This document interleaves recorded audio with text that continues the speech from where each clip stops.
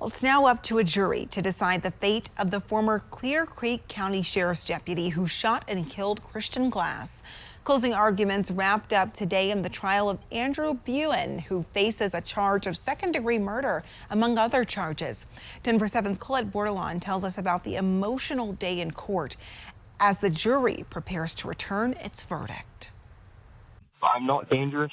I will keep my hands completely visible. In June of 2022, Christian Glass called 911. How could Christian win that night? Maybe the better question is, how could Christian live that night?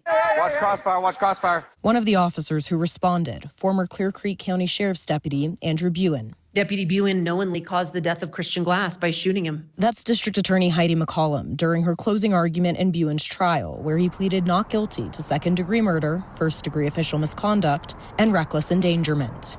This is a tragedy that happened to very dear friends of mine. Even if Tabitha Farrar didn't know the Glass family, she says the details of this case would still have been hard to hear. This is a really, really heinous thing that just happened.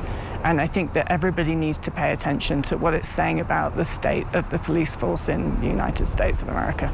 Prosecutors say the reason Glass picked up a knife that was inside the car with him is because deputies broke his passenger window and invaded his only safe space that night.